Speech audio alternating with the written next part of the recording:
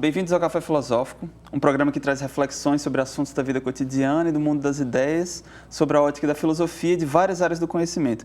Hoje a gente vai conversar com Yara Gurgel, que ela é professora de Direitos Humanos na UFRN, né? Professora do mestrado também. E a gente vai conversar sobre igual dignidade, né? Para começar, eu acho que seria interessante a gente fazer uma conceituação acessível desse conceito de igual dignidade. Muito obrigado pela presença. Olá, Sol, super obrigado. Estou sempre aqui disponível à TVU. E esse tema é bastante rico porque a sociedade como um todo sempre compreende a dignidade como você é digno desde que você cumpra determinadas questões sociais, desde que você seja vinculado à religião, seja merecedor de determinado título, como se dignidade fosse título. Dignidade, na verdade, é um conteúdo normativo e ele representa a importância de um indivíduo para o sistema jurídico ocidental. De que forma? Mostrando para a sociedade como um todo, e como um direito, sobretudo, de que o homem é que importa para o direito. Assim sendo, todas as pessoas são consideradas dignas, seja o mais algoz, o mais violento. Não há pré-requisito. Não existe pré-requisito. Nem existe pré-requisito de simbologia ética, moral, religiosa, filosófica, seja lá o que for. Eu tenho a mesma dignidade que você, que ele, que qualquer um que está nos assistindo aqui. Então, não é condicionada.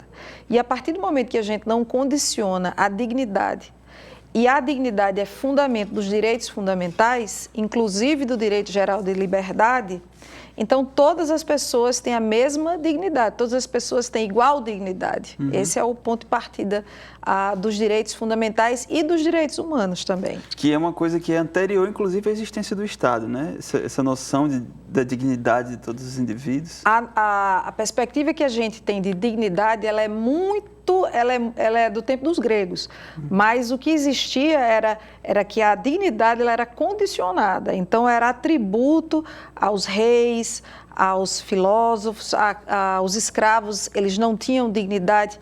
A partir da Declaração Universal dos Direitos Humanos de 1948, com a ruptura, com a Grande Guerra Mundial, onde 18 milhões de pessoas foram conduzidas sobre o manto da legalidade aos campos de concentração, desses 8 milhões foram exterminadas como a gente chama, sobre o manto da legalidade, muda completamente o que a gente entende por direito. Então, o direito não é mais somente aquela norma, aquela estrutura normativa, mas a gente tem um símbolo humanístico, um símbolo que a gente chama neoconstitucionalismo, que não é somente o que está dentro de uma regra.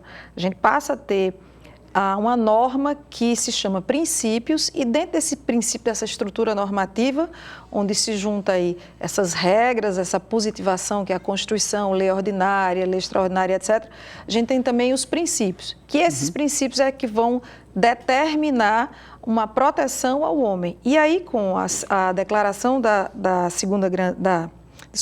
Declaração Universal dos Direitos Humanos, a gente passa a ter um aparato internacional. E com esse aparato internacional de tratados internacionais e que os Estados-membros da ONU começam a ratificar, aceitar esses tratados internacionais e pactuar um contrato internacional, a dignidade da pessoa humana é inserida em todos os tratados pós 1948. Com isso, os direitos humanos fundamentados na dignidade da pessoa humana têm a simbologia da igual dignidade.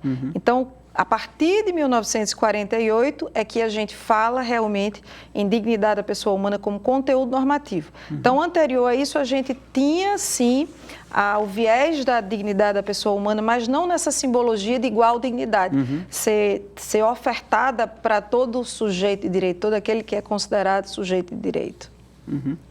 Existe um debate sobre essa questão dos direitos humanos. Muitas pessoas questionam, né, acham que os direitos humanos não são coisas legais, existe essa visão pejorativa. Como é que você acha que isso pode ser esclarecido através desse conceito de igual dignidade? Ótimo questionamento, porque os direitos humanos para a sociedade é sempre direito dos bandidos, né? Isso é uma visão completamente distorcida e polarizada, é sempre assim. Empregado versus empregador, bem versus mal, sempre essa polarização, você é de esquerda, você é de direita, quando na verdade direitos humanos não é das minorias, direitos humanos é de todos. Direitos humanos são direitos de todos os povos, de todas as gentes.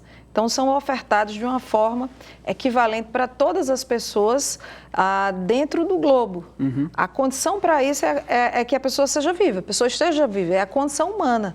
E aí a gente discute dentro da bioética quando é que começa a vida e quando é que realmente termina a vida.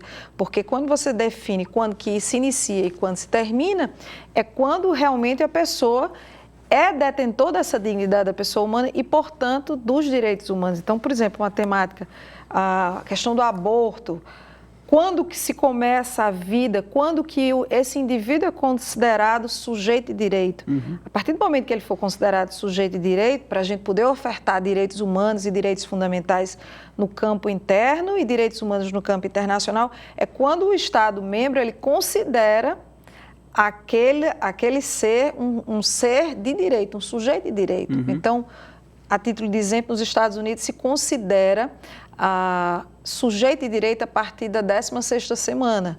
Então, até então, a mulher ela pode fazer um aborto, ao passo que na Europa se considera sujeito de direito a partir da 12ª semana.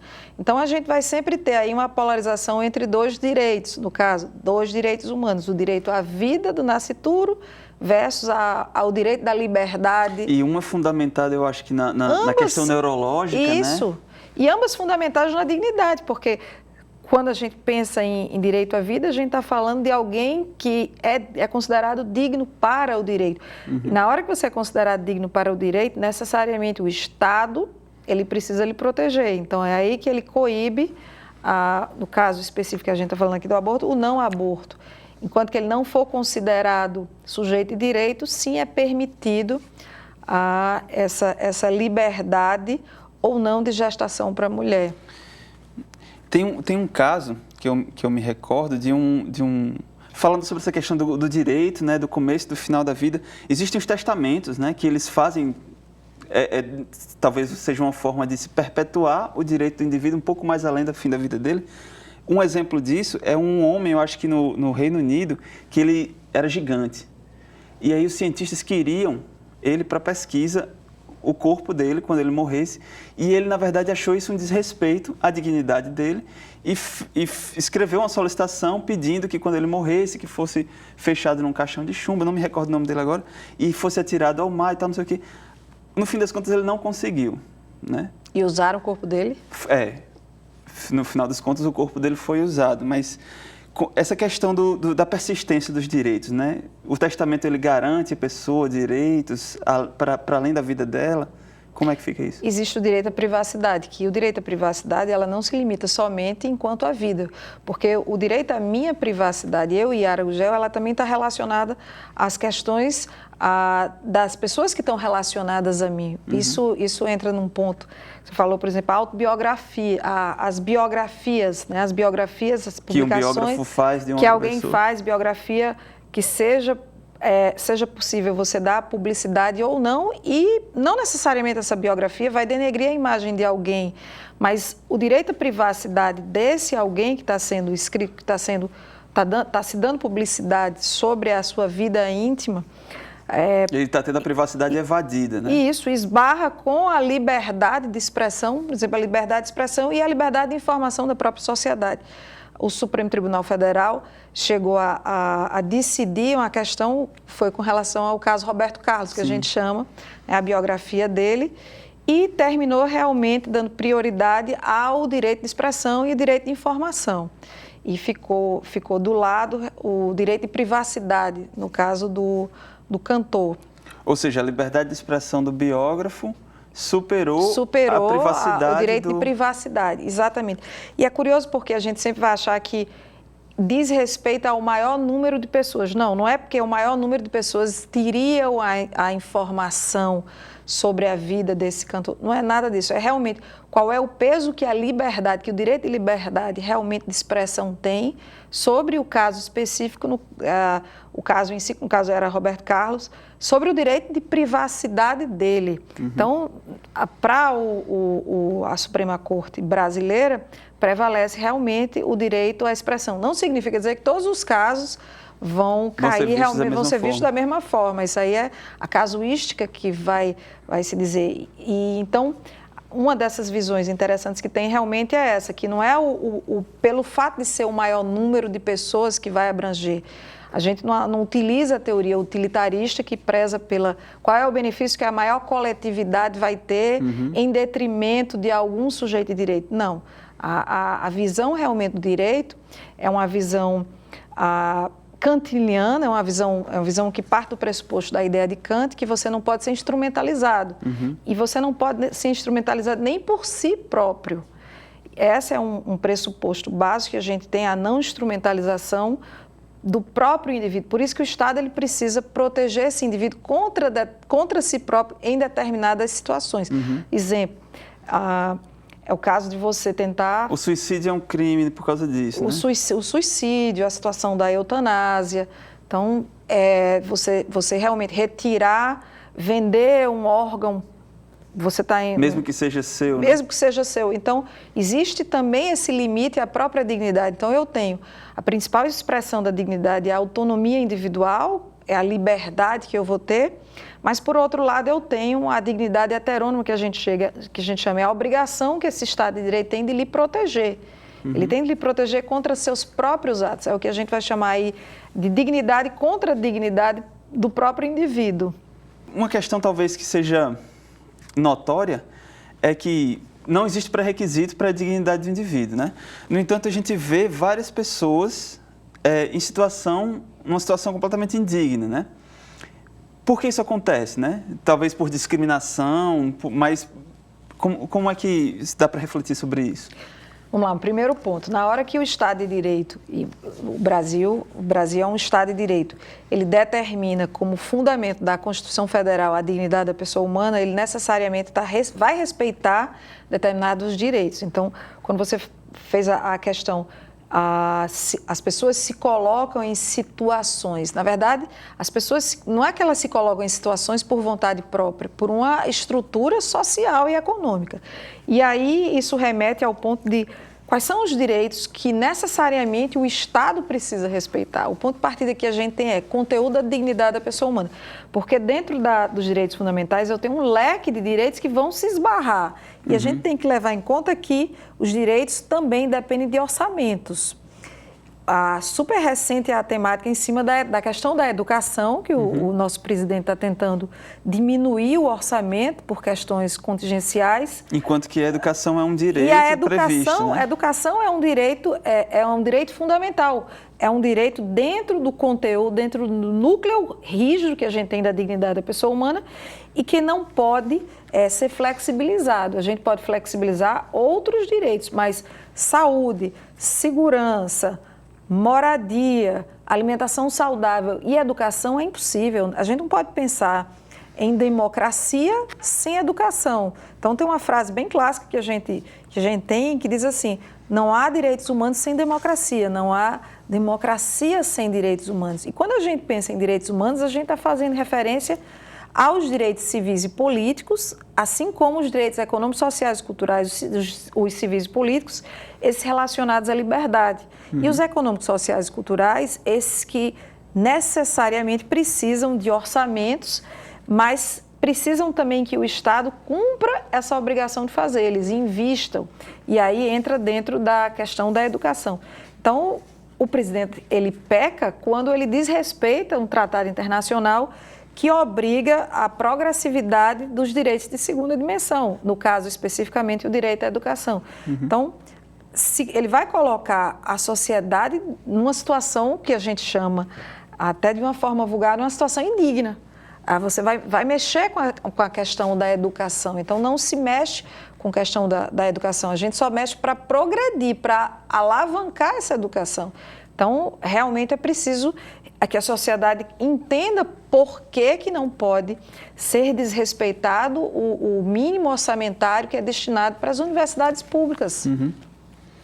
Agora, por exemplo, a partir disso, então, por exemplo, eu acho que pode acontecer o argumento de que, mas eu estou fazendo isso né? Eu estou mexendo nisso para garantir uma outra coisa. Então, eu posso sacrificar a dignidade de um indivíduo, de uma pessoa ou de um grupo em função de um bem maior?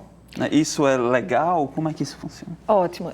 Não, isso não é permitido. Isso é uma visão utilitarista de um filósofo do século passado, John Stuart Mill, onde ele realmente pensava que a felicidade, ele fazia uma conta do que é felicidade. Então, ele dizia, quanto maior o número de pessoas felizes, maior o bem comum. E de forma que determinados indivíduos, eles podem ser sacrificados em nome dessa felicidade coletiva. E a dignidade da pessoa humana é completamente contrária a isso. Por quê? Porque a dignidade, ela respeita o princípio da igualdade. Então, o princípio da igualdade e não discriminação parte do pressuposto que todos os indivíduos são sujeitos de direito e todos devem ser respeitados. Por isso, esse desrespeito a essa perspectiva de visão de que é preciso abrir mão de determinados direitos para alguns em benefício da coletividade. Isso não é democracia. Democracia é uma visão de que você deve abranger o maior número de pessoas dentro de diversos campos. Uma visão diversificada e não uma visão homogênea de indivíduos. Isso vai dar uma perspectiva, quebrar com a ideia de diversidade que a gente tem dentro do próprio universo plural, que é a própria universidade pública. Dentro dessa questão do sacrifício, né, de uns indivíduos pela felicidade dos outros, de que isso não é legal, existe um episódio recente, eu acho que de uma relativização da escravidão que aconteceu, né? Eu acho que foi um ministro que ele falou sobre isso. E, por exemplo, dentro dessa perspectiva, justificaria, então, a escravidão, se eu posso, por exemplo, sacrificar uma pessoa para o bem de outras, é isso que justifica a escravidão, né? E essa questão da escravidão, como é que isso funciona no Brasil, né? A gente sabe que existem cidades no interior do Pará onde existe trabalho escravo, né? Como é que a gente poderia refletir sobre esse tema da escravidão? O primeiro ponto é que a condição análoga de escravo é um dos maiores crimes considerados contra a humanidade. Então, é considerado norma de jus cogens, é aquela norma que nenhum Estado de direito, membro da ONU, pode deixar de respeitar. Esse é um ponto de partida que a gente tem. E todos os tratados internacionais de direitos humanos falam da não escravidão. Então, é preciso respeitar o indivíduo. A gente tem convenção da ONU, convenção do Sistema Interamericano, do Sistema da OEA, tem convenção da própria Organização Internacional do Trabalho que combate a não escravidão. E aí, quando a gente pensa em não escravidão, não é aquela escravidão do tempo da Lei Áurea, onde os homens eram acorrentados, necessariamente pessoas de cor. Não, a gente tem escravidão moderna em aquela como você falou aí, no interior do país, né? Tem estados, o Brasil é um estado geograficamente de um território extremamente largo, e aí é onde se faz uma promessa de emprego a um trabalhador, por exemplo, no estado do Rio Grande do Norte, para levá-lo para o estado do Pará. Quando ele chega no estado do Pará, ele já começa a dever. Então, ele deve o veículo, depois ele chega lá e vai dever a alimentação. E ele começa a dever, que no final das contas, ele fica a carteira de trabalho dele, a própria identidade, o CPF, ficam confiscados pelo empregador e ele só pode ser liberado quando ele quitar a sua dívida. Então, a partir do momento que ele chega, ele já começa a dever.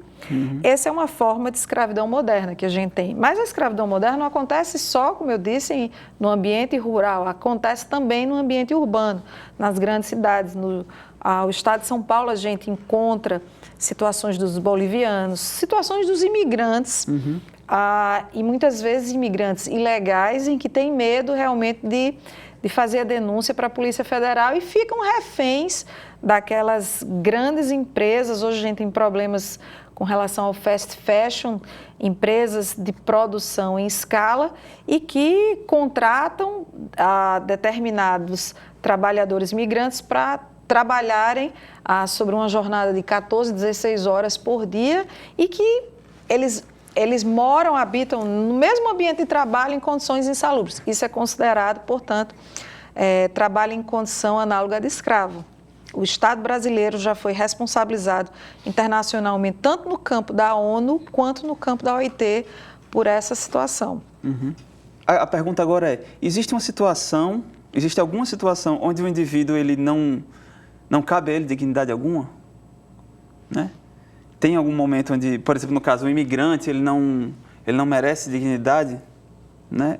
Existe alguma situação desse Não tipo? existe nenhuma situação. É absolutamente impossível se pensar em alguém que seja considerado, como a gente chama, indigno.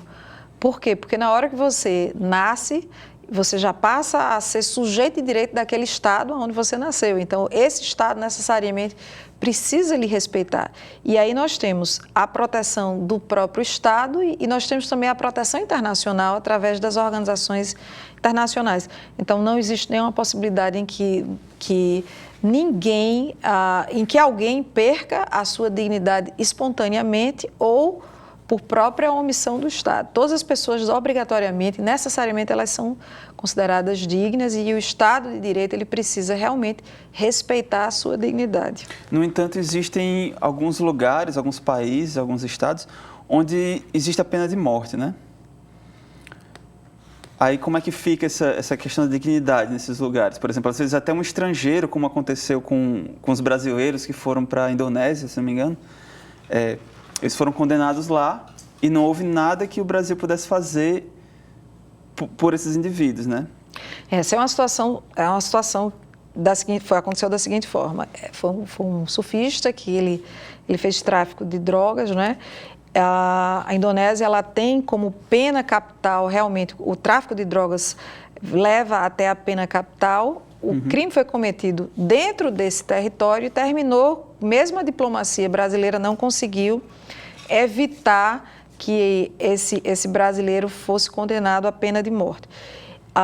Para o direito internacional dos direitos humanos, a gente abole a ideia da pena capital. Tanto é que, uma vez que um Estado-membro ratifique o Tratado Internacional, que chama-se Pacto Internacional de Direitos Civis e Políticos, que condena a pena de morte, e também tem um protocolo facultativo que condena a pena de morte, o Estado ele não pode, mais uma vez, aplicar a pena de morte de uma forma interna. Ele não pode desrespeitar esse tratado internacional, nem tampouco fazer uma denúncia e inserir a pena de morte como pena. Esse é um ponto de partida. Nós temos exceções, é o caso de guerra. Por exemplo, o Estado brasileiro não adota a pena de morte, exceto nas situações de guerra. Aí que realmente é uma situação extraordinária que a gente tem. Se trabalha de uma forma muito incisiva internacionalmente em cima do combate aos estados que ainda têm a pena de morte. E não só a pena de morte, como qual é o tipo de pena de morte, não é? Por exemplo, a Arábia Saudita tem pena de morte de uma forma de apedrejamento. Tem outros que têm pena de morte, como a China, em que a própria família tem que pagar pela bala. Tem outros... Tem injeção letal. Tem injeção letal e por aí vai. Mas eu acho que a tendência cada vez mais dos estados de direito é diminuir a ideia da pena de morte. Isso é completamente contrário à perspectiva de proteção do Estado. A ideia de você proteger o indivíduo, mesmo aquele indivíduo mais algoz, não é que ele seja merecedor, não, é que isso é contrário à ideia que a gente tem de próprio Estado de Direito, pena de morte. Certo, então acabou nosso tempo, né? Chegou ao fim. Eu podia conversar com você a tarde inteira. Muito obrigado, muito boa a nossa conversa.